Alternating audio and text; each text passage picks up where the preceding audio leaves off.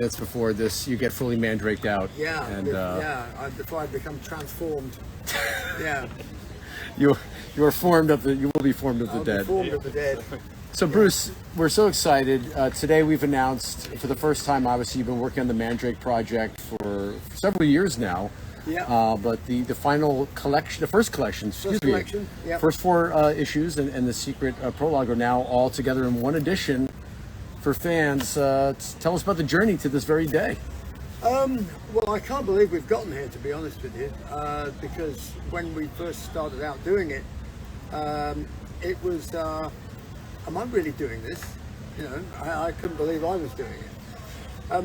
But it's great because now you can get the book. The book, frankly, is. I look at the comic now, the individual comics, as being, these are kind of bespoke collector's items.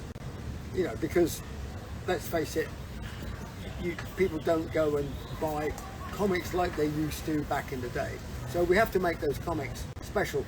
But of course, it's building blocks towards Volume 1, Volume 2, Volume 3, and then finally the mega one. I've got some ideas for special right at the end, but we're a couple of years away from that. But it's brilliant. The story continues, and we are. I'm 3 episodes into book 2 now, and I'm just holding off writing the last episode until I get my head around the first 3. And yeah, but I'm really getting ahead of the game on this, which gives us longer to prepare with the artwork and everything else like that. But it's so exciting, and I hope people dig it. I mean, I love getting feedback, so please give me some feedback. Yes, and guys, obviously in the chat we're going to be after this interview, we're going to be taking questions from you fans. So as you think of questions about the Mandrake project, the album, the comic, and everything related to it, send them our way. Now let's go back to 1960s, Little Bruce. What were some of the first comics that you remember seeing in your youth that might have turned you onto the medium? What did we have round about then? Fantastic Four, Iron Man, lots of Doctor Strange. We had our own kind of homegrown comics as well. Commando Comics was like a war comics, because it wasn't that far away from the end of the last the Second World War. So 45, 55, like less than 20 years from the end of that war. Right. So there were plenty of. I used to read like just black and white, cheap little paperback things. The American ones were a bit more exotic, and they had peculiar adverts in them that nobody could understand in England, because it was like, who is Norman Rockwell and why does he want you to paint? I mean, not a clue. And what's a zip code? I kept looking at my pants going, what's the zip code for that? You know what I mean? So, I mean, stuff. But, Superman. I used to get a lot of Superman, as I recall. And I was like, I kind of should be impressed by Superman. But I'm not, because he's like indestructible. Where's the story? I mean, Where's the challenge? Yeah, but Iron Man, I liked him. Fantastic Four, Human Torch, that was me. I wanted to be the Human Torch, because he could fly, he could set fire to shit, and he kind of like was kind of attractive to girls, and I couldn't fly, I couldn't set fire to anything, and girls, no, not yet. Well, I think you have become the Human Torch. I think you got there eventually. I've been aspiring to it my whole life, and finally Iron Maiden gave me the opportunity to have my own personal two-fisted flamethrower. I'm like, yes, flame on! See, that's it. Maybe people might not have known that was the inspiration. Yeah, well, it wasn't actually.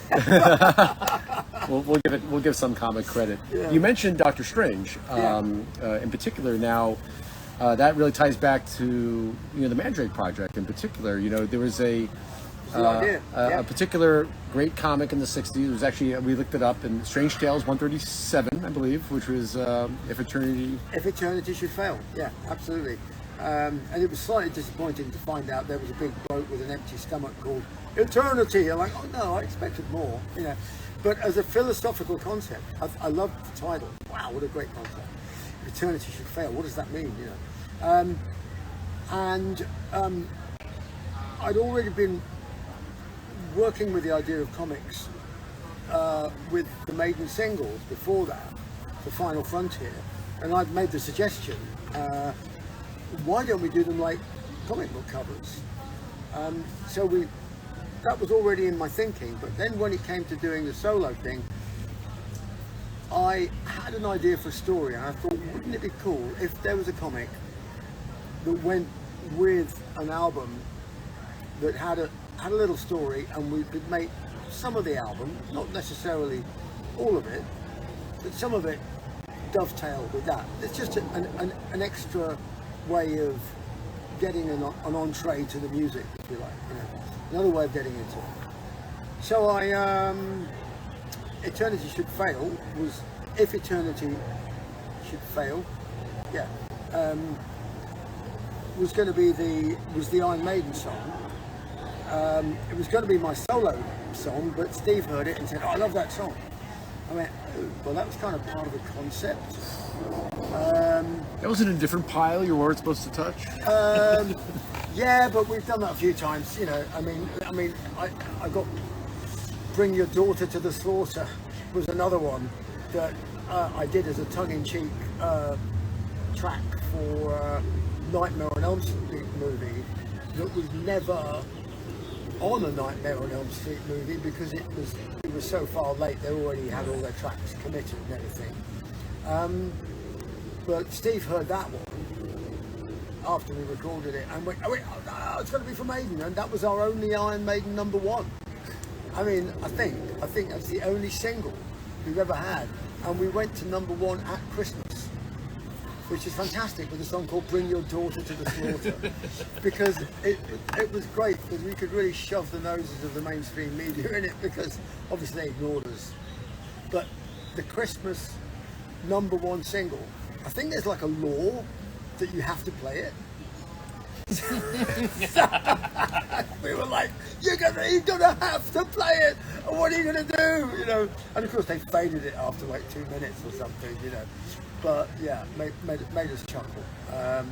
So anyway, yeah, so going back to If Eternity Should Fail, ironically the Iron Maiden version had this long like monologue at the end of it, spoken by the character who is now in Mandrake, Necropolis.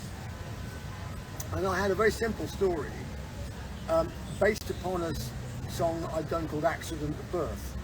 And it was just basically extrapolated from Accident of Birth. If that was a person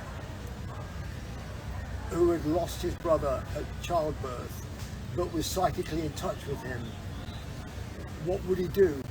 How would he try and get back to could he bring his brother back into this world? And that's how the thought process started for Mandrake. Now it moved on massively from then, but some of the songs that I was writing, like Resurrection Men, that was all written around that time. And who are the Resurrection Men? Well, they're the people that are going to bring back his brother, and so on and so forth. So when I got to record Mandrake, I'd already moved the story along. I thought, you know what, let's dig deep into this. And by the time I got digging into the story and the whole concept, I realized that actually what I should do is get rid of most of the monologue at the end of the song that's on Iron Maiden, because it didn't make any sense, because it doesn't fit the story now. Right. And actually didn't make any sense on the Iron Maiden album either. I was like, to say to Steve, I was like, dude, there's this guy whittering along about, hello, my name is Necropolis, I'm formed of the dead. I said, does that make any sense to you? And he goes, no, but it sounds great. I went, okay, cool, well, we'll leave it on, you know, for better, for worse, richer, for poorer, we'll leave it on. But I wanted things to make a bit more sense, and I wanted to differentiate them slightly. Obviously the production's different, the way we play it is different. I added some bits in, and Eternity has failed now, because Eternity does fail in the Mandrake project, because now you can live forever, maybe. Yeah, you were saying obviously you were writing these songs, right? And you were sort of questioning, if Eternity should fail or not fail. In your eyes, was this originally an album, a graphic novel, or maybe a TV show or movie? No, I mean, you can discount TV show and movie because I've been around that world sufficiently to know that it just ain't going to happen. You have much more chance of making a TV show or a movie if you have a graphic novel. Or Say it louder for the people in the back. Yeah. I agree. Than anything else, because as somebody said to me, I'm not sure if it was Kurt or it was somebody else, they said, look, paper is cheap, film's expensive. Yep. And I thought, damn, you're right, so I thought about it as a novel, and then I thought, no, graphic novel, comic, I'm not fussed whether you call it a comic or a graphic novel. I think people call it a graphic novel because they want to sound, highbrow. I think comics sound... You could charge $1 more. Comics are like it's for kids. Well, you know what? Isn't everything for kids? I mean, aren't we kids, really? So... Anyway, there you have it. That was the idea. But I was just going to do, I thought like an 8-page or 10-page, giveaway with the album was the idea. And then I started sketching it out as a story. And I got to 1 episode, then 2, then 3, then 4. And then I really dug very deep, took a big deep dive, and came up with the fully formed 12-episode character sketches, backstory, everything, which is Mandrake Project. And then I realised that if I was going to do that, I would need a publisher. So I didn't know who to go to, right? And I'd completely forgotten that Iron Maiden were doing something with Z2. I was like, in fact, that was off my radar. And I was talking to Kurt Sutter, who Sons of Anarchy, The Shield, and he's, I think, an A-lister is not over-egging the pudding. He's a proper A-list writer, and he had done a comic. He'd probably done several for all I know, called The Sisters of Sorrow,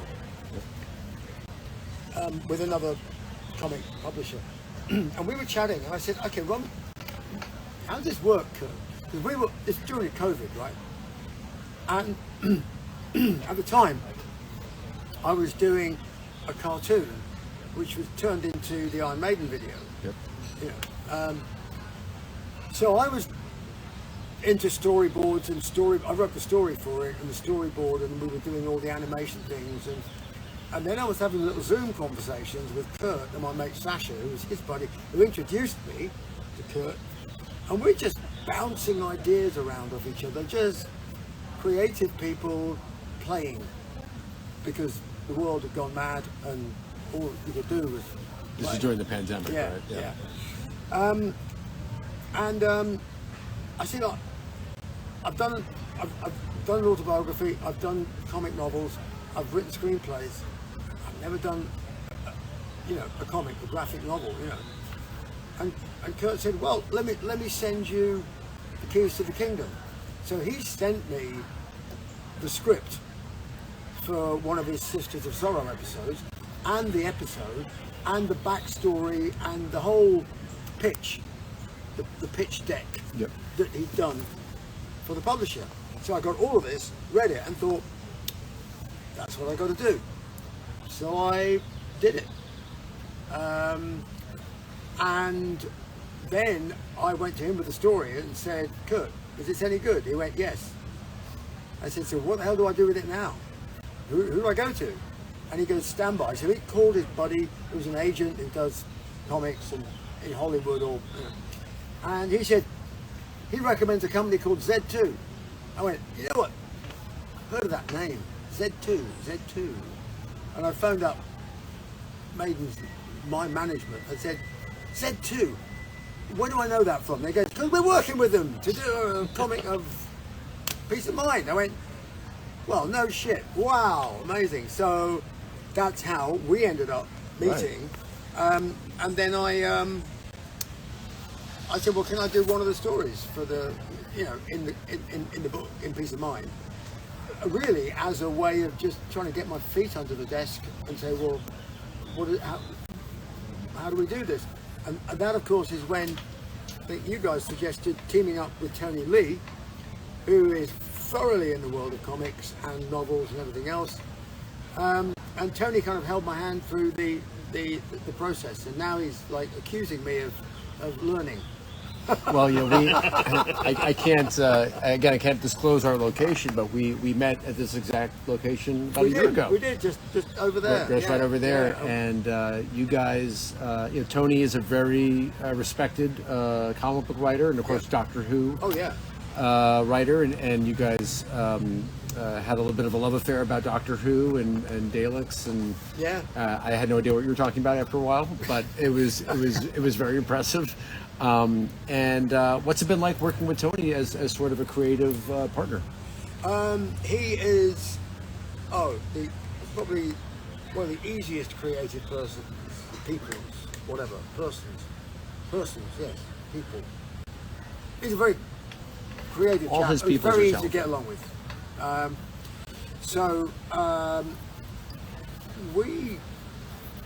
The way it works now, because I started to get my head around comic script, which is not movie script, nor is it novel, nor is it this, and realize that you have to respect certain protocols because you're limited.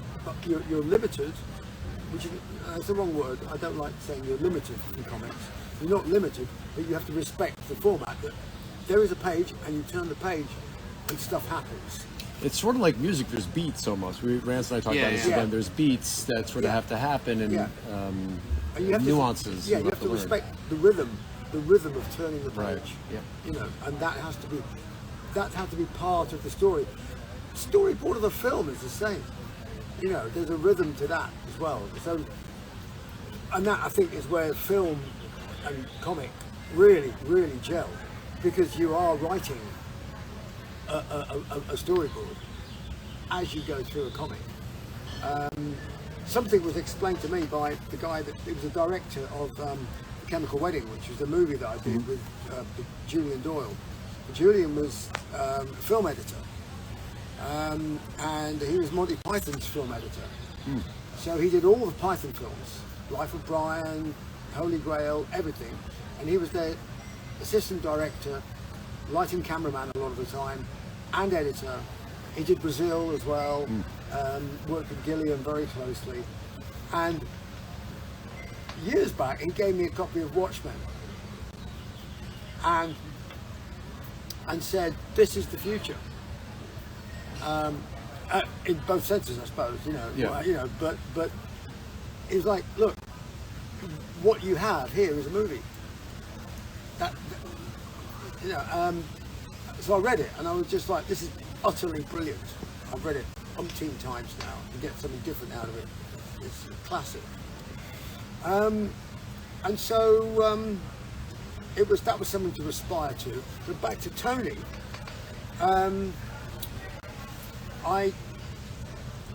Initially I was writing things in a kind of semi-screenplay format, like it was a treatment, right?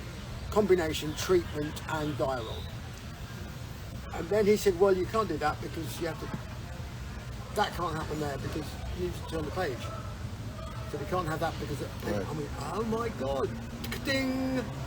So now I've usurped his function somewhat. And I turn up and go, this is the opening page, this is this is that, da da da da da. And we get to the end, he goes, you're 2 pages short. I went, fuck you! What? How do you know? You thought the student surpassed the teacher.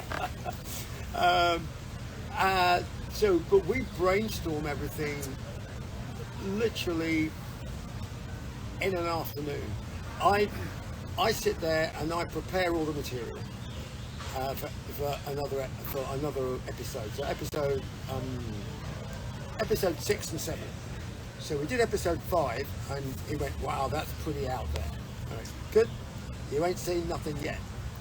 So 6 and 7, I thought, I'm pretty confident we're there, and I was 80% right. But again, it was just like we're 1 page short on episode 6. Where? Yeah, maybe all right, but I'm getting the hang of it. Not that I want to, I'm not trying to do him out of a job, because he sometimes makes some great suggestions, and I'm all open to that, because everything's a learning curve. It's a continuous, lifelong learning curve. I know for Rance and I, it's been a joy to watch that process, and of course, in addition to that, you're surrounded by 3 incredible artists you've gotten to work with, right? From Bill Sienkiewicz on our covers to Stas Johnson and Peter Kowalski, who've been doing the interior art. Yeah. What was it like the first time you saw this stuff drawn out and illustrated? Because obviously a lot of it was living in your head. What was it like to see it sort of come to life? I was absolutely. Some of it, I have to say, I was floored. I was like, oh, "That's it. You've got it. Boom. That's him." Now it's starting to get a little bit more, a bit more picky, because of the characters. The first kind of like the first rush, if you like, is like, "Wow, isn't that great?" But then as you drill down into further episodes, and emotional relationships get more complex, you start getting more picky and a bit more nitpicky about the artist and how we draw things, and things like that. And age is another thing as well. Because you're going backwards and forwards in time in this story. Yes, absolutely. So we're the Mandrake starts by and large in a kind of semi-present day era, slightly retro, a little bit of retro stuff in there, but kind of a little bit. It's not defined. It's not like now. Yeah. Yes, there are mobile phones.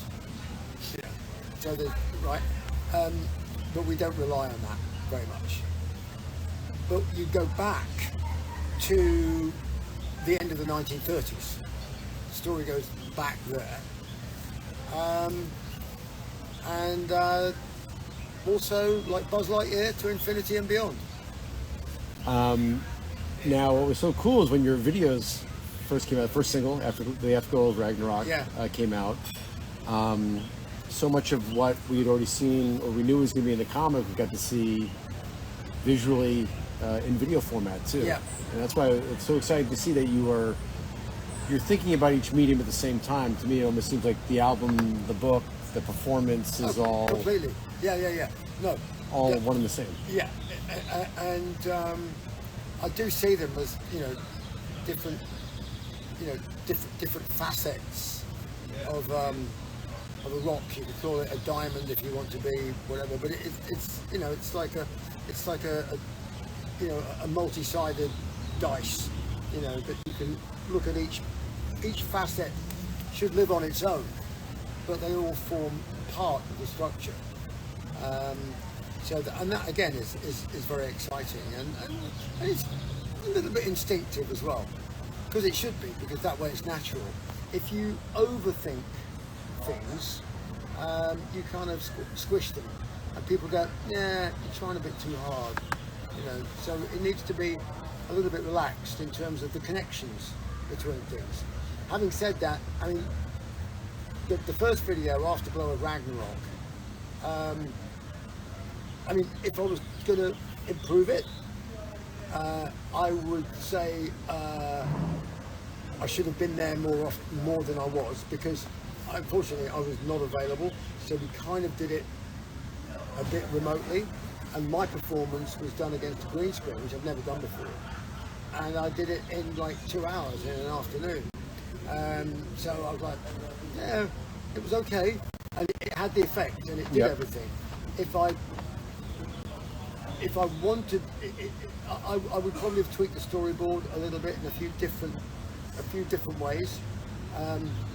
Now, when I was there, and we did really design something properly, Rain on the Graves. I was going to say, for your next video, you're fully, Yeah. you're in there, and you're, Yeah. So it's a robust acting performance, right? Yeah. Well, yeah. Don't undersell it, sir. More ham on the bone there, sir. Ham. Yeah. And that was great fun doing that. And the imagery, costume, everything, it just worked. And it was a homage to Hammer Horror as well. I mean, that was, that I hope that was blindingly obvious to people. I think it came across. Yeah. Well, one of the great things in that video also is the grave is that of William Blake's, right? So, Yes. and for this particular book that we're releasing today, Oh yeah. let's talk about this. This is sort of a craziness, but you've got involved with the William Blake Trust. Yep.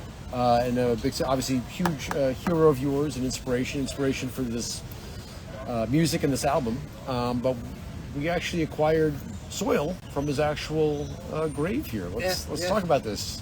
Yes. Is this legal?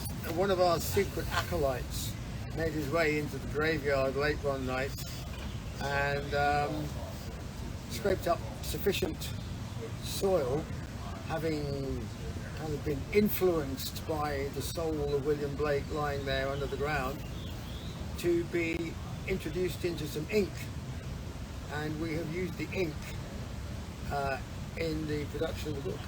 So it's safe to say William Blake's DNA could be some of his spiritually could be there. Spiritual DNA. I'm not sure you could actually say he's not like leaking out of the ground. Well, a couple copies we put too much in. Yeah, possibly. Yeah. There's too much Blake in those. Yeah. Well, that obviously sets this apart, I think, from most other comics or graphic, whatever you want to call it. Yeah. It definitely stands alone. Now, you also, for this project, got to put together a new band, the house band. The House Band of Hell. House Band of Hell. So that was really, we did that for a laugh when we did the Rainbow here in LA for 2 shows. We said, what are we going to call ourselves? And I said, well, let's call ourselves the House Band of Hell. And then it partially stuck, but we kind of refer, I'm not sure we refer to ourselves as the House Band of Hell all the time. People find that a bit confusing, but yeah, doesn't sound too bad, does it? Bruce Dickinson and the House Band of Hell. I think it sounds pretty badass. But it has it been refreshing for you to play these solo shows, to play this music out? Was it frustrating? No, refreshing. Oh, refreshing. Oh, yeah. Bloody How amazing. Frustrating was it? No, not frustrating in the slightest. No. It was brilliant, actually. So much so that I'm doing it again. So obviously this autumn. And many of these shows are the first time in 30 years, right? You're maybe hitting some of these markets. Yeah, obviously we did a couple of warm-up shows here, the Rainbow and then the one in Orange County. Yep. But now we are, we're doing about 20-something shows across the whole of the USA and Canada. We'll make a start at introducing people to me and the House Band of Hell and everybody, So we're going to do some stuff off Mandrake, which we didn't do in Europe. So Shadow of the Gods, which I think is the most played track on the record, certainly at least on YouTube and stuff like that. So, and it's a pretty cool song. So we'll be doing that and some other stuff. I mean, obviously we've got. Shortly, we've got a re-release, completely remixed, reimagined, re-engineered with additional parts, orchestras, string sections, horn sections, balls to Picasso. Yeah, so I think I tentatively say, can we call it more balls to Picasso? Bigger balls. Yeah, bigger balls to Picasso. That's coming out, I think, sort of like midsummer. So that'll be out at the same time as the tour as well. Oh, and if you come on the tour, I've got this idea, which I suppose I better tell you about, really, because you are going to have to give me 50 books every night. Deal. On the tour. So I don't want like a huge free-for-all, but I figure if we have 50 books available for sale every night, and they'll be special, so we'll put a label on them or a sticker or something that will be unique to that show. I'll sign it, stamp it, do something with it, and the only place you'll be able to get that book is at that show. That's in incredible. person. That's the only way. Well, you heard it here, folks. All tour long, get these very special editions signed by Bruce, and who knows what part of William Blake he'll put in them. Yeah, well, I've got a few. Oh, yeah, I'm not sure I've got any spare. What's left of William Blake? Well, I've got a piece of his gravestone. They gave me that when lucky fan. When we rededicated his grave, because they found him using ground penetrating radar. Really? Yeah, because they didn't know exactly where he was buried. There's a little stone about that big, and it says, near this spot is buried William Blake. Like where, and so they finally did a ground penetrating radar and said, well, who's underneath there, oh, boom, and I think he's buried with his wife, and so there they are. So they rededicated the grave and put a big slab about the size of this park bench over the site. Here lies William Blake. What could is there anything fans could do to support the Blake Foundation? And yes, I mean there's the Blake Cottage Trust, which is a charitable trust of which I'm a patron. Basically, what it is that Blake spent a lot of his time in London, but London obviously has been massively changed. So if you go and find William Blake House, you'll find it's an office block off Carnaby Street, right? But that's where he lived. But he did move down to the coast to a place called Felpham, and there he had a thatched cottage. He lived there for about 3 years, and he wrote some of his greatest stuff there. And the cottage is still there, complete thatch. It's in a pretty sorry state, but the idea is that we would restore it, the trust will restore it, with the idea that it could be a partial museum, and a partial kind of almost like an Airbnb for people who want to stay in the house where William Blake created all this great stuff. So at the moment we've just got a grant of I forget the sum, but it's a reasonable sum to preserve the site, to do immediate work to stop the roof falling in and stuff like that. But now the work begins of getting enough money to do a proper job on the whole thing, and then you'll have one of the residences of probably one of one of the world's greatest poets, and people will be able to sit there and kind of be there as it was. Yeah. The same thing happens in the Lake District in England, where William Wordsworth, who was the inspiration for Rain on the Graves. So he's buried in a little churchyard, so I went to visit his grave, which wasn't very spooky. It was actually very nice, neat, well tended, but it was raining and there was like just this grey day, and the village is all Grasmere, and it's in the Lake District, beautiful part of England, but it rains a lot. And his cottage, where he did most of his writing, was again preserved. So I went there and visited it, and it was incredible sitting there in these little low ceilings and stuff going, this guy with like a candle was just like writing this amazing poetry. So I think that would be the inspiration for people there, that they might get a little bit of a sense of the timelessness of the place, from the poetry and from Blake. Well, there's a great bonus section in the Mandrake book all about Blake and your interest in him, and of course this incredible soil process that we pulled off. We soiled ourselves. We soiled ourselves. So that's a great bonus in the book. Now, of course, obviously, the book is on sale today, which we're so excited about. Additionally, HMV in your neck of the woods is going to have an exclusive edition available. Which is so exciting. Yeah, I think, and somebody whispered in my ear that I might be going and doing a signing session there or something. I can't confirm or deny, but that would be lovely if it happened. And I know fans could order a special dedicated Bill Sienkiewicz cover on HMV, and of course, a separate Bill Sienkiewicz cover is being exclusively given to Revolver here in the States. So a lot of cool Easter eggs and stuff for fans. But Bruce, if you're cool with it, we're going to ask you some questions from the fans themselves that are watching now about the Mandrake project. If you're ready, if you could, they're watching right now. That little box there. It's in the computer. Oh my God! Eternity really has failed. It's amazing. How many of them are in that little box? We've got 182 of them right now. My God, and they all fit in the palm of your hand. They do. They're very tiny. Like infinity. You have tiny fans. You have tiny little fans. Someone wants to know if there's going to be a sequel to this book, which I think you've already sort of hinted at. Yeah, well, it's 12 episodes, so these are 4 of them, and then there's another 4, and then there's another 4, and then we're going to have one giant book at the end. But yes, the answer is yes, and there's going to be, of course, a sequel to the Mandrake project, to the album, with the Housebound of Hell.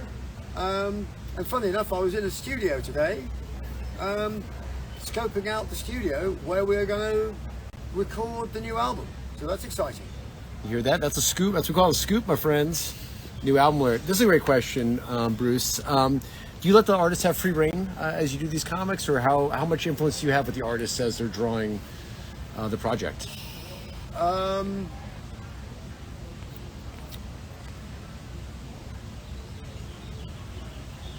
The artist, I don't like to rein in creativity. The only thing I is just the little things, like if I want more of something, I'll say go big on that. Yeah, really go big on X, Y, Z in that shot. And again, emotional life, age, and things like that. You know. But in general, I kind of leave it. I leave it with the artist. They're the artist, you know. It's like, you know, I can't draw for shit, you know. I mean, so you know. But to Bruce's credit, when you first showed us the Mandrake project, you did some pretty cool sketches mapped out. You had some ideas around the medallion and some other thoughts. Right. Yeah, I think I was impressed. I must have been taking Mandrake. You were high on Mandrake route. This is a great question, Bruce. I love this one. If William Blake was able to rise from the dead and be here today, what would you say to him? Sorry.